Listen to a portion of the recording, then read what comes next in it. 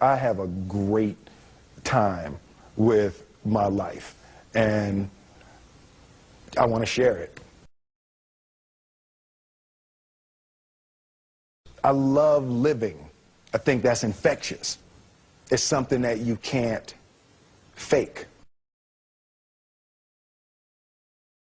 Greatness is not this wonderful, esoteric, elusive, God-like feature that only the special among us will ever taste. You know, it's something that truly exists in all of us. It's very simple.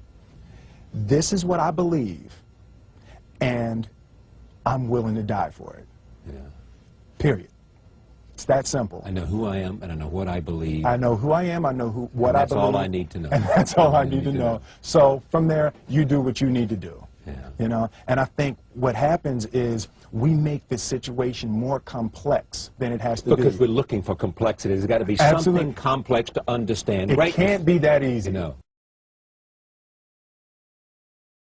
We didn't grow up with the sense that where we were was where we were going to be.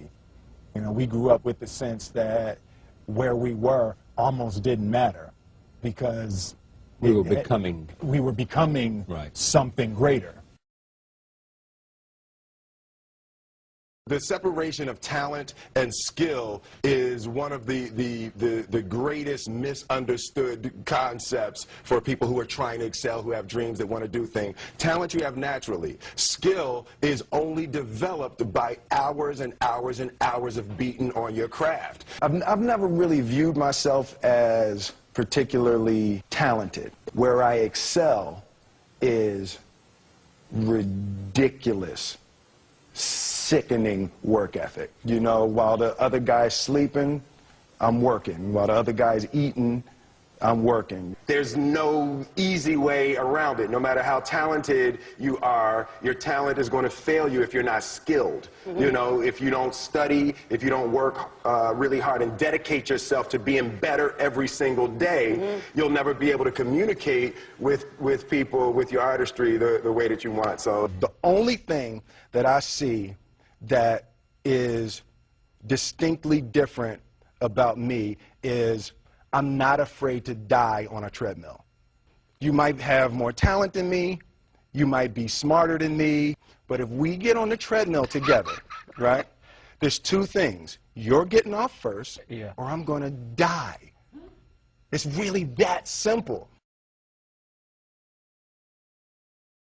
One summer, his dad tore down a brick wall on the front of his business and told 12-year-old Will and his 9-year-old brother to rebuild it, a job they said was impossible. It took them a year and a half, but they did it. And he said, now don't you ever tell me it's something that you can't do. You don't try to build a wall. You don't set out to build a wall. You don't say, I'm going to build the biggest, baddest, greatest wall that's ever been built. You don't start there. You say, I'm going to lay this brick as perfectly as a brick can be laid. And you do that every single day. And soon you have a wall. And soon you have a wall. You know, it's an idea that my grandmother always had, that if you're going to be here, then there's a necessity to make a difference. She always instilled the responsibility, the spiritual responsibility that you have to make every group you come in contact with better. I want to do good. I want the world to be better because I was here. I want my life, I want my work, my family, I want it to mean something. And it's like, it has, if you are not making someone else's life better, then you're wasting your time. You know, like your life will become better by making other lives better. I want to represent an idea. I want to represent possibilities. I want to represent the idea that you really can make what you want. One of my favorite books is The Alchemist, Paulo Coelho, and I just believe that. I believe that I can create whatever I want to create. The first step before anybody else in the world believes it is you have to believe it. There's no reason to have a plan B because it distracts from plan A. I think that there's a certain delusional quality that all successful people have to have. You have to believe that something different than what has happened for the last 50 million years of history. You have to believe that something different can happen. Confucius said, he who says he can and he who says he can't are both usually right. Being realistic is the most commonly traveled road to mediocrity. Why would you be realistic? What's the point of being realistic? Just put up a barrier. Yeah, I'm going to do it. It's done. It's already done. The second I decide it's done, it's already done. So now we just got to wait for y'all to see. It's unrealistic to walk in a room and flip a switch and lights come on. That's unrealistic.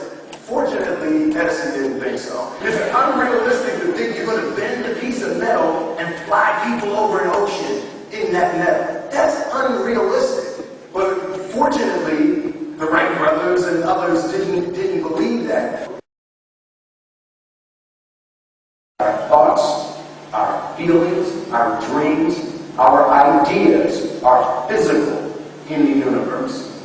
That if we dream something, if we picture something, if we commit ourselves to it, that is a physical thrust towards realization that we can put into the universe. That the universe is not a thing that's going to push us around.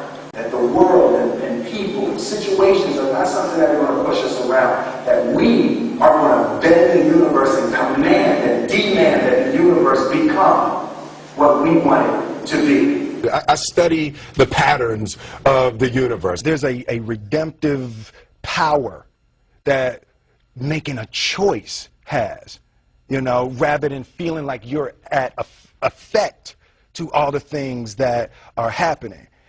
Make a choice. Like, you just decide what it's going to be, who you're going to be, how you're going to do it. Just decide. And then from that point, the universe is going to get out your way. It's like it's water. It wants to move and go around stuff. You know, there's a flow of the universe that I've grown to know just how to go with it. I realize that to have the level of success that I want to have, it's difficult to spread it out and do multiple things. It takes such a desperate, obsessive focus. You really got to focus with all of your fiber and all of your heart and all of your creativity.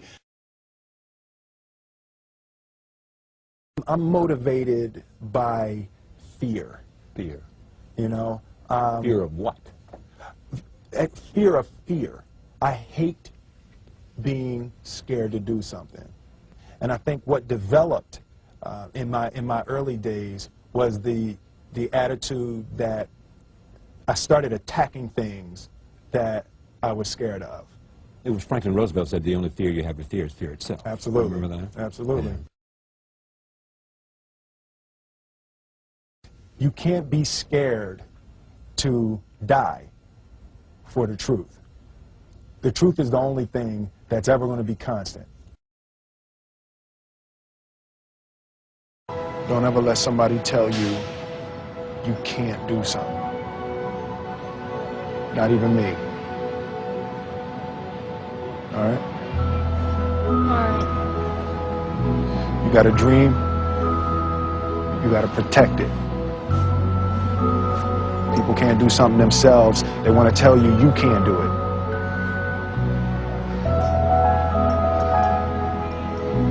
You want something, go get it. Period.